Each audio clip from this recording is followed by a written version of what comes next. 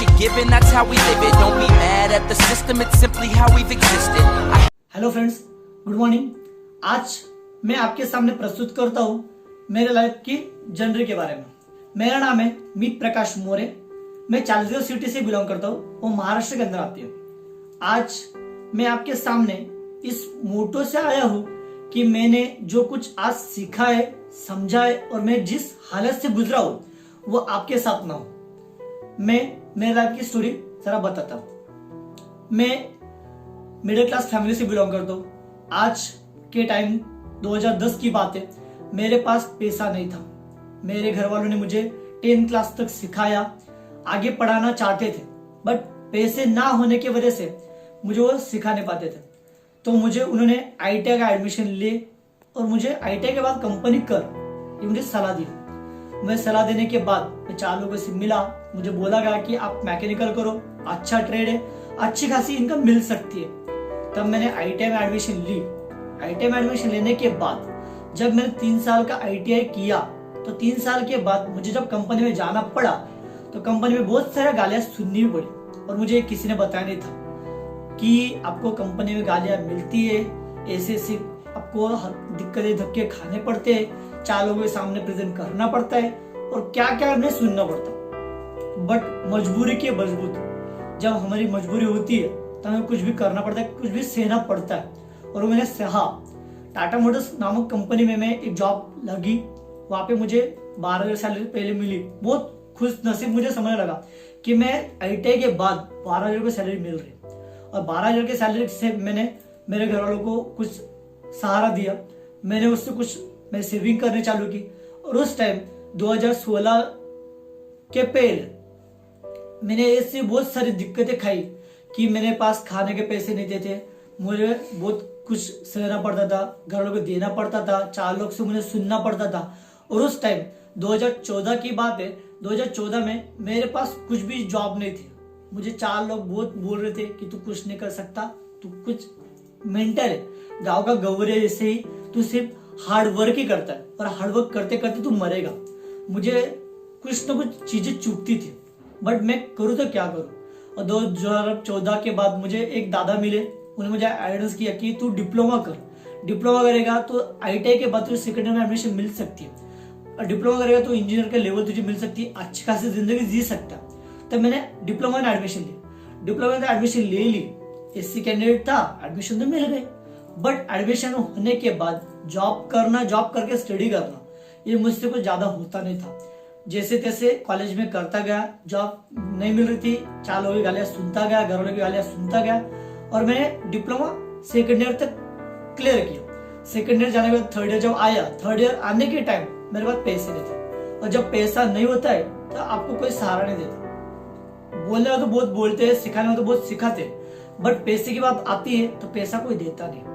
और उस टाइम मुझे लगा कि यार घर वाले, बाहर वाले दोस्त यार सब सिर्फ बातें बनाते बट सपोर्ट कोई करता नहीं। बट 2016 में जब मुझे वापस फिर से रेलवे गवर्नमेंट का मुझे एक कॉल आया और उस टाइम मैंने 1 साल मुंबई सिटी में मैंने जॉब ज्वाइन की और वहां पे जॉब सैलरी नहीं मिलती, आपको वहां पे स्टाइपेंड मिलता और सिर्फ स्टाइपेंड था 4,560 रुपया। और उस 4,560 में मुझे मेरा खाना, रहना, 4 लोगों को देना, मिलना जुलना, आना जाना सब करना भी होता था। उस टाइम मैंने 1 साल के अंदर 25,000 की सेविंग की। उस टाइम मैंने क्या क्या सहा, क्या क्या दिक्कतें खाई, क्या क्या मैंने महसूस किया वो मुझे पता। उस टाइम का एक मैं शॉर्ट मोरे बताता हूँ।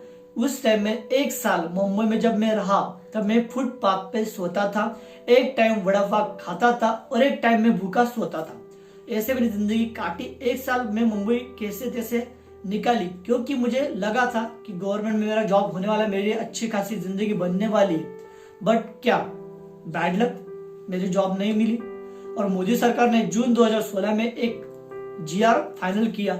उस GR में मेंशन किया गया था कि आपको जॉब आपको परमानेंट नहीं मिलेगी, आपको 20% के हिसाब से आपको एग्जाम देनी है, एग्जाम देने के बाद आपको अप्लाई करना है, आप ज्वाइन हो सकते हो।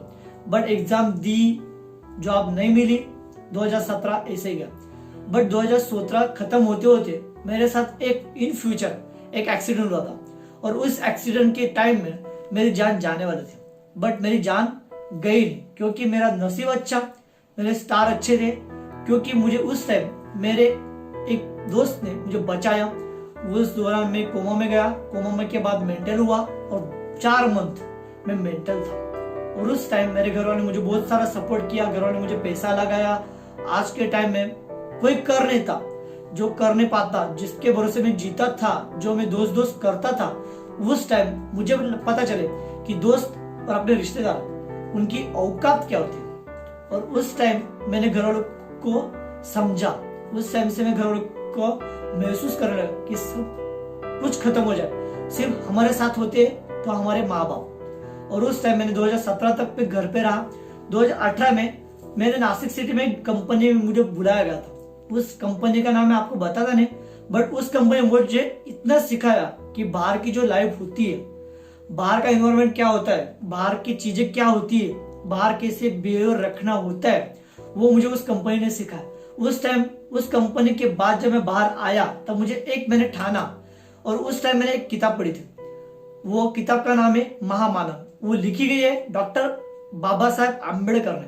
उस किताब की एक लाइन है, वो मराठी में पहले बताता हूँ, बाद में हिंदी बताता हूँ। मराठी में उसकी लाइन से, आप गुलामगिरी न जगण्यापेक्षा साहेब व्हा, साहेब ने बनता होता साहेबाचा बाप हुआ। और उसका अर्थ हिंदी में बताता हूँ, आपको कभी गुलामगिरी ना जगनी हो तो गुलामगिरी से बेटर आपको उसका बॉस बनना है। और आप कभी बॉस नहीं बन पाते तो बॉस का जो ऊपर का होता है उसका बाप, वो आपको बनना है। और बाबा साहब की वो बात मेरे दिल में छू गई। उस टाइम से मैंने सोचा, मैंने ठाना कि हमें तो सिर्फ बिजनेस करना है, बिजनेस माइंड लाना है और बिजनेस ही हमें आगे चलाना है। और उस टाइम से मैंने स्टडी करना चालू किया। और स्टडी करे तो कहाँ से करे, क्योंकि आने वाला जाने वाला बताने वाला कोई नहीं था। तो एक ही सहारा होता है आज के टाइम में, डिजिटल मार्केटिंग और डिजिटल दुनिया की, सोशल मीडिया की एक ही चैनल है, यूट्यूब। और यूट्यूब टाइप में जब मैं सर्च करता गया तो सर्च करते करते मेरे साथ टीम उड़ान एक चैनल जुड़ा। और टीम उड़ान के पहले मैं बहुत ही अकेला था, अकेला महसूस करता भी था। बट जब टीम उड़ान के साथ मेरा सब्सक्राइब हुआ, टीम उड़ान के साथ मैं जब जुड़ा, तो टीम उड़ान के जो फाउंडर है उनका नाम काशिक मौलिक सर, उन्होंने जब मुझे बताया कि सर आपको जितनी प्रॉब्लम आई है वैसे प्रॉब्लम मैंने भी पहले सही है, और आज के टाइम में आप जैसे दोस्तों को मैं एक सहारा देना चाहता हूँ। बिना मतलब के वो पर्सन ने मुझे सहारा दिया। आज के टाइम में बहुत सारे ऐसे लोग होते हैं कि आपके साथ सिर्फ सेल्फिश तरह रहते हैं और सेल्फिश तरह बात करते हैं, बट उस पर्सन ने, काशिक मालिक सर ने, मुझे बिना मतलब के मुझे सहारा दिया, सपोर्ट किया। और उस टाइम से मेरे आग में वापस से फिर से चिंगारी उठी। और उस टाइम से बाबा साहब की जो बात थी वो मुझे लगी कि यार ये आज सच कर सकता हूँ और सच हो सकती है।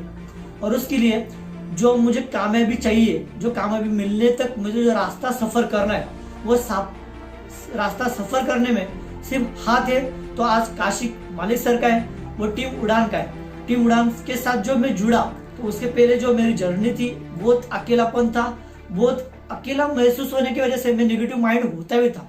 बट आज मेरे माइंड फुल कॉन्फिडेंस है, सेटिस्फेक्शन मिलता है और बहुत पॉजिटिव एनर्जी होती है। जब सुबह से निकलता हूँ तो मुझे सिर्फ टीम उड़ान, टीम उड़ान, टीम उड़ान और यही दिखता है। और काशिक सर मैं डेली 1 घंटा नहीं तो कम से कम 15 मिनट तो बात करता हूँ और मुझे बहुत सुकून से नींद आती है और उस दिन मेरा दिन अच्छा जाता है। इसलिए टीम उड़ान का थैंक यू।